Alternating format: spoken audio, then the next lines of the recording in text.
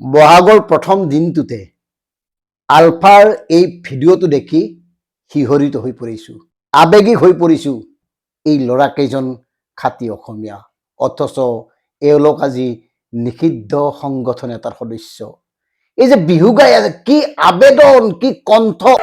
জান জুৰি নৈ মিলি হ'ল বৰলুইত খনি,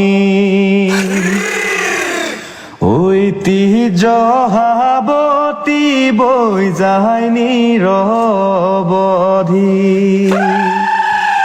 এই প্ৰতিভা নিশেষ হৈ যাব।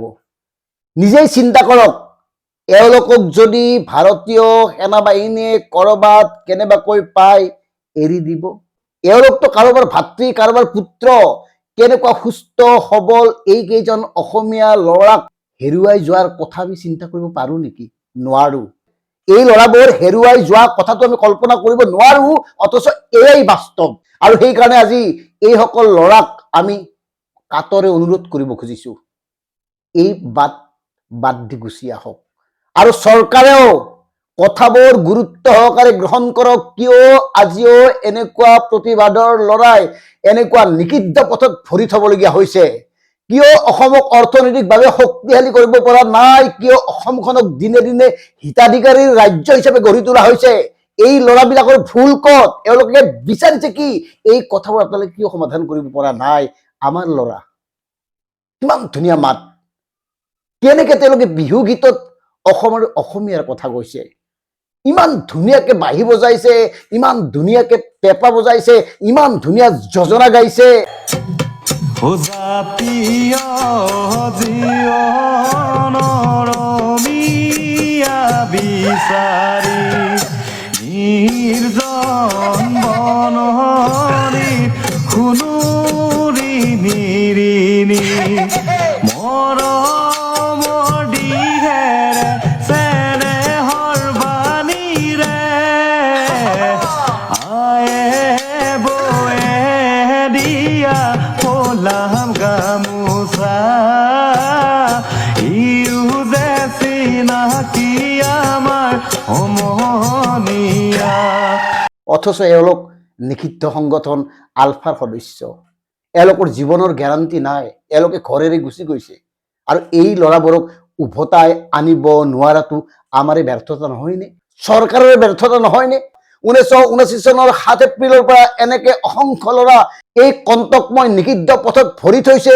হাজাৰ হাজাৰ ল'ৰা নোহোৱা হৈ গৈছে, আত্মবলিদান দিছে, শ্বহীদ হৈছে। তাৰ পিছতো কিয় এই ব্যৱস্থাটো সমাধান কৰিব পৰা নাই? আৰু অনুপ চেতিয়া, অৰবিন্দ, তোমালোকৰ অকমান লাজ নালাগে?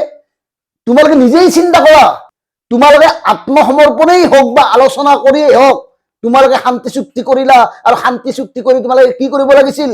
এতিয়াও যিসকলে অৰণ্যত আছে তেওঁলোকক উভতাই অনাৰ কাৰণে ব্যৱস্থা ল'ব নালাগিছিল নে? উভতাই মানে তোমালোকে তালৈ গৈ উভতাই আনিব নালাগে? তোমালোকে অন্ততঃ চৰকাৰখনৰ লগত আলোচনা কৰি বিষয়সমূহ সমাধান কৰাৰ কাৰণে গুৰুত্বপূৰ্ণ ভূমিকা গ্ৰহণ কৰিব লগা নাছিল নে? প্ৰয়োজন নাছিল নে? অথচ তোমালোকে নিজৰ পইচাখিনি ভাগ ভাগ কৰি ল'লা, ঠিকেই। আজিলৈকে শ্বহীদ পৰিয়ালক প্ৰাপ্য মৰ্যাদা নিদিলা। আৰু এওঁলোকে বহাগৰ প্ৰথম দিনটোত যেনেকে বিহু যোজনা গাইছে আৱেগিকভাৱে, জাতিৰ কাৰণে বৰ চিন্তনীয় বিষয় এইবোৰ। আমি এই কাৰণে আৱেগিক হৈ পৰিছো, এই ল'ৰাবোৰ আমাৰেই ল'ৰা। এই ল'ৰাবোৰ আমাৰে কাৰোবাৰ ভাই, কাৰোবাৰ পুত্ৰ। এই ল'ৰাবোৰৰ জীৱনৰ কোনো গেৰাণ্টি নাই কেতিয়া তেওঁলোকে কাৰ হাতত মৃত্যু হয়, কাৰণ এওঁলোকে সেই পথলৈ গৈছে যি পথ অবাস্তৱ, অবান্তৰ বৰ্তমান সময়ত। কিন্তু কিয় গৈছে? তেওঁলোকে যোৱাৰ মানে যিটো অৰ্থ, যিটো কাৰণ, যি কাৰক, তাক অস্বীকাৰ কৰিব নোৱাৰে। তেওঁলোকৰ দৃষ্টিত সেয়া সত্য। যদিও স্বাধীন অসমৰ সপোন অবাস্তৱ, স্বাধীন অসম কেতিয়াও সম্ভৱ নহয়, তথাপিও তেওঁলোকে যে এই বাটটোত গৈ আছে, এই যে নিষিদ্ধ যাত্ৰাটো অব্যাহত ৰাখিছে, তাৰ কাৰণে দায়ী কোন? এই কথাবোৰ ভাবিব লাগিব।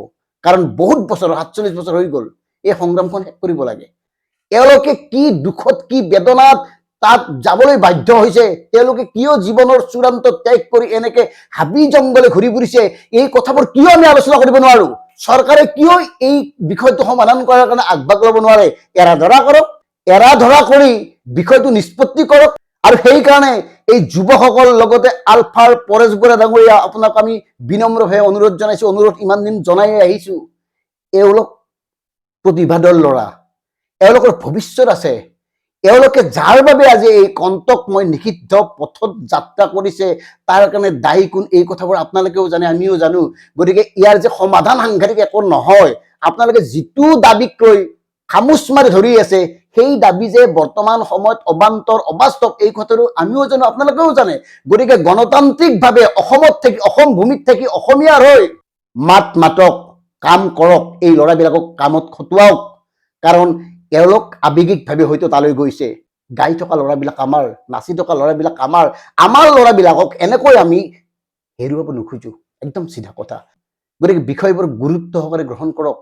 ৰাজনৈতিক বান্দৰমি বাদ দি ফুংফাং কিছুমান কথা কোৱাতকৈ এই ল'ৰাবোৰক উভতাই অনাৰ ব্যৱস্থা কৰক।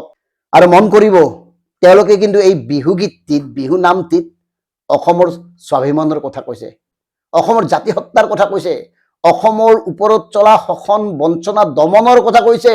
গতিকে কথাবোৰ ওলাই কৰিব পৰা কথা নহয়। কিন্তু যদিও তেওঁলোকৰ পথটোক আমি সমৰ্থন কৰিব নোৱাৰো, কিন্তু তেওঁলোকৰ ভিতৰত যিটো পুঞ্জীভূত ক্ষোভ আৰু বেদনা, তাক কিন্তু অস্বীকাৰ কৰিব নোৱাৰে। আৰু সেইকাৰণে বিষয়টো সমাধান কৰাটো আমি বিচাৰো। আৰু সেইকাৰণে এইসকল তেজস্বী যুৱকক ঘৰলৈ উভতি অহাটো আমি বিচাৰো। শেষত আপোনালোকলৈ আমাৰ বিনম্ৰ অনুৰোধ, হাতযোৰ কৰি অনুৰোধ কৰিছো। এইকাৰণে কৰিছো, আলফাৰ সহস্ৰ সংগ্ৰামখন অতি ওচৰৰ পৰা দেখিছো। আলফাৰ সহস্ৰ সংগ্ৰামৰ উত্থান পতান, বিশ্বাসঘাতকতা, প্ৰবঞ্চনা, ত্যাগ, সমৰ্পণ সকলোবোৰ দেখিছো। কৰুণতা, জটিলতা, ভয়াৱহতা সকলোবোৰ দেখিছো। দেখিয়ে কৈছো, গুচি আহক। অসমত থাকি অসমীয়া হৈ অসমৰ কাৰণে গণতান্ত্ৰিকভাৱে কাম কৰক। অসমখন গঢ়ি তোলক। কাৰোবাৰ গুলিত প্ৰাণ বিসৰ্জন দিয়াৰ পিছত শ্বহীদৰ নামটো আপোনালোকক দিব খোজা নাই। আপোনালোক শ্বহীদ হোৱাটো নিবিচাৰো। গতিকে আমি DKB ফেক্টে পুনৰ অনুৰোধ কৰিছো, দুই পক্ষই কথাবোৰ ভাবক। ৰক্তক্ষয়ী সংগ্ৰাম আৰু নিবিচাৰো এনেকৈ তেজাল যুৱকৰ মৃত্যু। এওঁলোকে এনেকৈ বিহু নাচি থাকক।